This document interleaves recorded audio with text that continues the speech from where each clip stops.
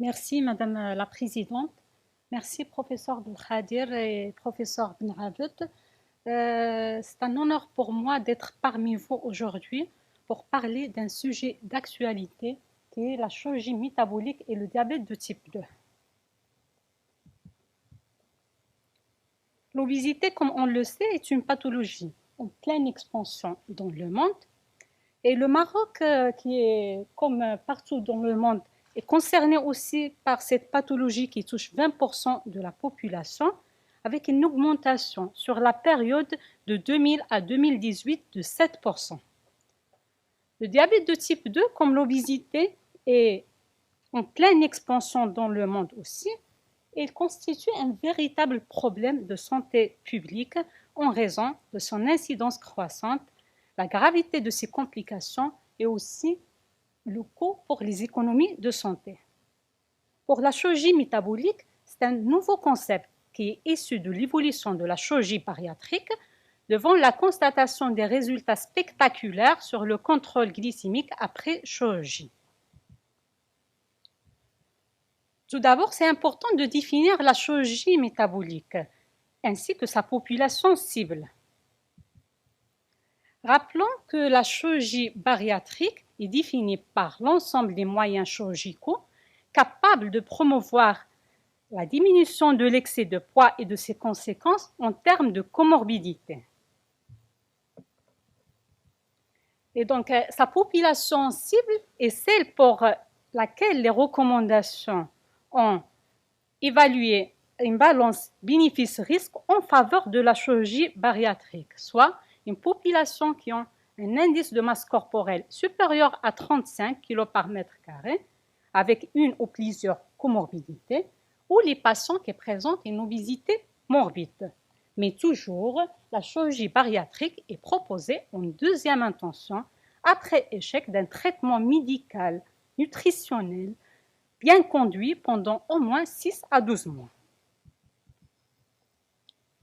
Pour la chirurgie métabolique, la définition proposée est l'ensemble des moyens chirurgicaux capables de promouvoir l'amélioration de l'équilibre glycémique avec le moins d'effets possible pondéral.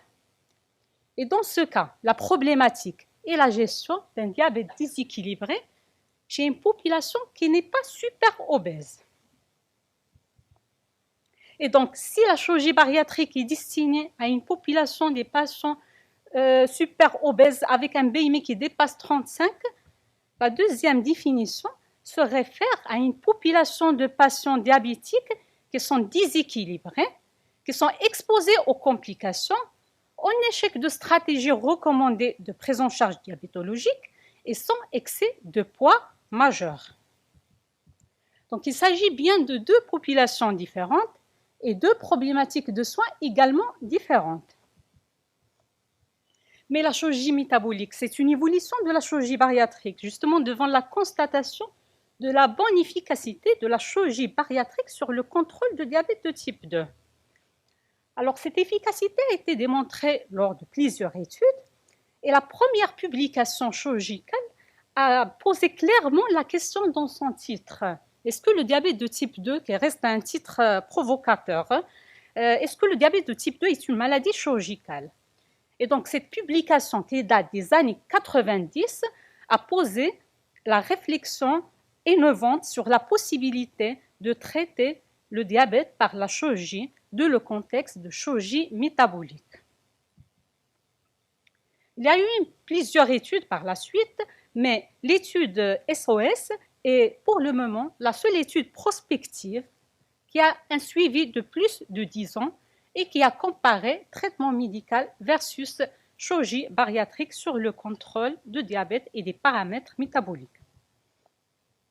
Et le résultat de cette étude montre que le taux de rémission est significativement plus important dans le groupe chirurgical par rapport au groupe contrôle. Pas seulement ça, mais aussi l'incidence de nouveaux cas est vraiment réduite dans le groupe chirurgical par rapport au groupe contrôle. Les études publiées par la suite et les méta-analyses confirment le résultat de la SOS, de l'étude SOS, avec un taux de rémission très significatif, qui varie, c'est vrai, selon les études et la technique chirurgicale. Et donc, ce qu'on peut retenir d'après toutes les études concernant l'efficacité de la chirurgie sur le contrôle de diabète de type 2, c'est que ça a été démontré effectivement que la rémission est présente chez 40 à 78% des patients selon l'étude et selon la technique, mais ce qui est sûr, c'est que les techniques de restriction sont beaucoup plus efficaces que les techniques de mixte associant restriction et malabsorption sont beaucoup plus efficaces que les techniques de restriction. Parfois, on n'a pas la rémission, mais il y a une amélioration significative signalée dans les études avec une baisse d'hémoglobine glyquée de 2% à 3 ans. Et dans tous les cas, la chirurgie a montré une efficacité par rapport aux mesures régionodiététiques et traitements médicamenteux intensifs sur le contrôle, la rémission et la prévention de nouveaux cas. Donc, la chirurgie a montré une bonne efficacité sur le contrôle du diabète, pas seulement ça, mais aussi sur les autres paramètres métaboliques, notamment la dyslipidémie, l'hyperuricémie et aussi l'HDA, mais d'une manière moins évidente. Est-ce que cette efficacité va durer dans le temps? Alors, la réponse est probablement non, parce que la plupart des études parlent d'un taux de récidive qui est quand même important, comme c'est mentionné dans notre étude SOS, qui a un suivi de 15 ans, où le taux de récidive est à 50%, ce qui est quand même important. À ce risque de récidive s'ajoutent aussi les complications chirurgicales, qui sont soit des complications post-opératoires ou à long terme, liées soit aux modifications de l'anatomie digestive ou bien au risque de malabsorption comme les carences vitaminiques. Alors, nous avons parlé de la bonne efficacité de la chirurgie sur le contrôle du diabète de type 2. Mais c'est secondaire à quoi? Quels sont les mécanismes d'amélioration du diabète après chirurgie? Certes, la perte de poids joue un rôle très important dans le contrôle via une augmentation de l'insulinosensibilité et une amélioration et une diminution de l'insulinorésistance.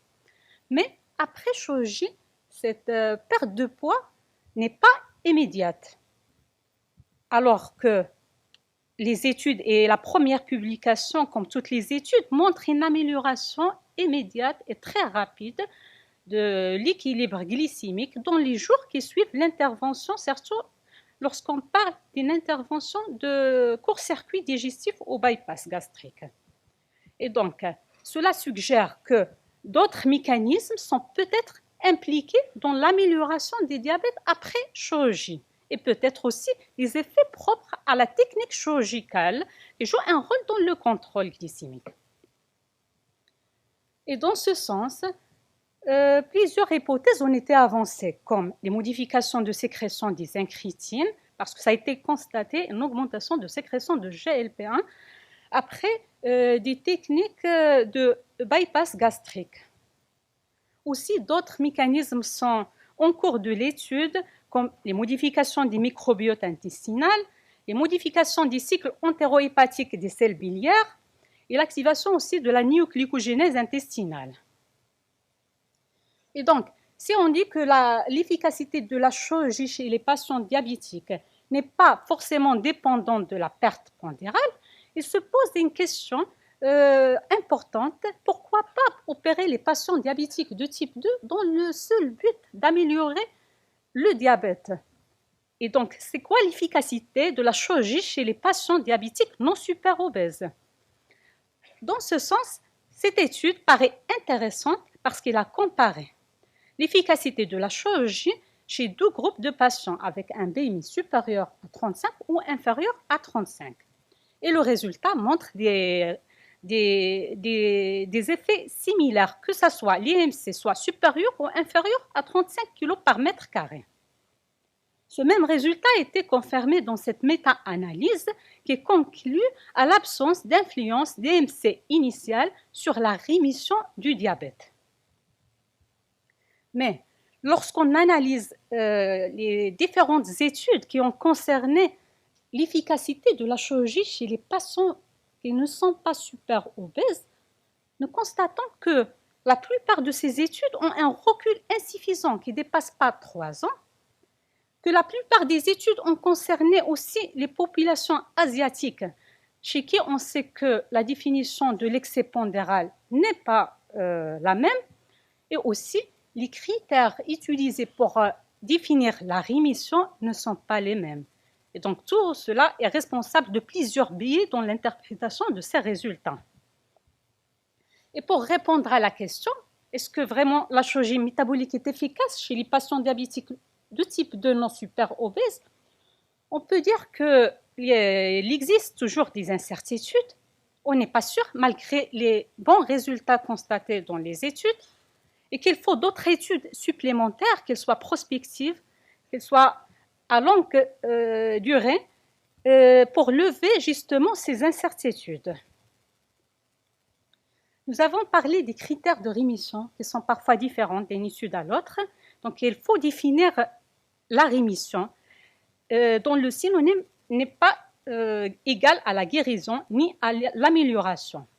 Et dans ce sens, les critères proposés par l'ADA ainsi que par la plupart des sociétés savantes, c'est qu'un taux d'hémoglobine glyquée inférieur à 6 avec une glycémie inférieure à 1 g en arrêt des antidiabétiques oraux pendant une année. Ils sont assez stricts.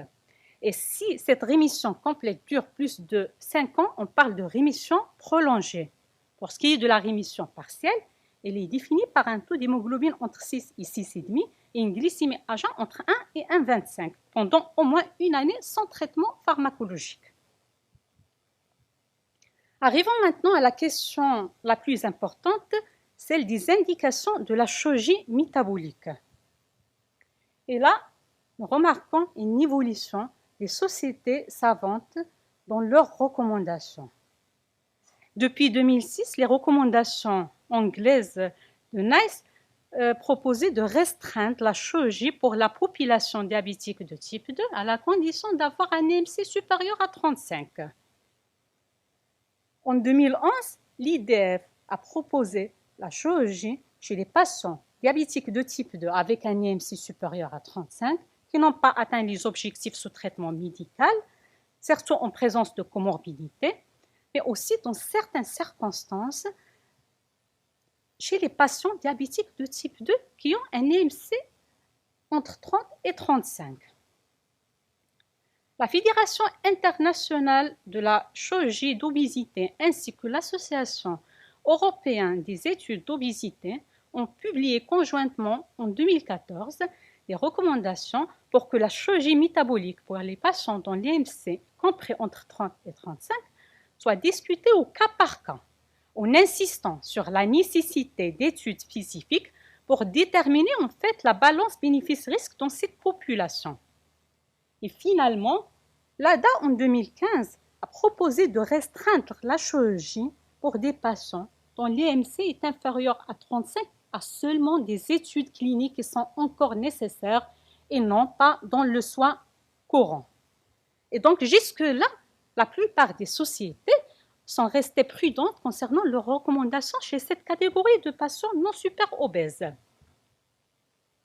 La nouveauté était en 2016, lors des 3e congrès mondial des traitements chirurgicaux de diabète, où 48 experts ont présenté leurs propositions concernant la chirurgie métabolique chez les patients diabétiques de type 2. Ces propositions ont été par la suite validées par les sociétés savantes et elles étaient publiées.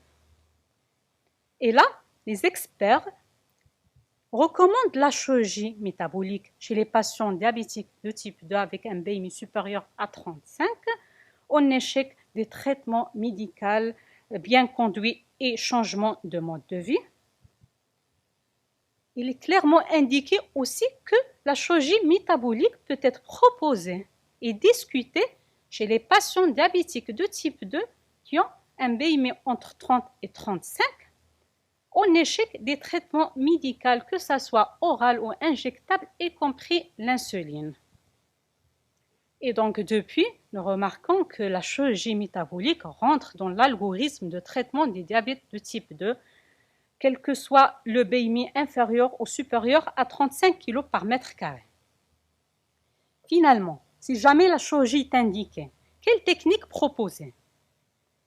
On sait que les 4 techniques recommandées par la HAS sont l'anogastrique et la sleeve, qui sont des techniques de restriction, le bypass et la dérivation, qui sont des techniques mixtes associant restriction et malabsorption, et les études qui ont comparé les effets bénéfiques de la chirurgie sur le contrôle de diabète de type 2 chez les patients non super obèses parlent d'un classement des techniques qui est inversé, classement de l'efficacité qui est inversé au caractère invasif de la technique. C'est-à-dire que la dérivation est plus efficace que le bypass, lui-même plus efficace que la sleeve, elle-même plus efficace que l'anogastrique. Et si on parle en termes de complications chirurgicales post-opératoires, ce classement est strictement l'inverse. Maintenant, en absence de consensus concernant la meilleure méthode à employer pour obtenir l'équilibre chez les patients diabétiques de type de non super obèses, le choix doit dépendre de la balance bénéfice-risque à évaluer au cas par cas, en pesant les risques nutritionnels à long terme versus le gain en matière de contrôle glycémique et d'amélioration des risques cardiovasculaires, en prenant en considération le choix des patients et la décision RCP. Et pour conclure, on peut dire que la chirurgie bariatrique était initialement réservée aux obésités morbides, a montré une bonne efficacité sur le contrôle de diabète de type 2. Ceci a abouti à un changement du paradigme et à une évolution de la chirurgie métabolique vers la chirurgie métabolique, dont le but principal est le contrôle de diabète de type 2. Cette chirurgie métabolique actuellement rentre dans l'algorithme des traitements de diabète de type 2 avec la validation des sociétés savantes. Et concernant cette chirurgie chez les patients qui ne sont pas super obèses, il existe toujours des obstacles parce qu'il n'y a pas assez d'études disponibles malgré les recommandations, mais ça reste un consensus d'experts et ça reste chaque service de soins de déterminer en fonction de contexte si la chirurgie est appropriée ou non. Par contre, les techniques chirurgicales endoscopiques qui sont moins invasives et qui peuvent mimer les effets du bypass gastrique, qui sont en cours de l'étude, peuvent constituer une alternative à la chirurgie métabolique pour les patients diabétiques de type 2 qui sont résistants au traitement pharmacologique. Je vous remercie.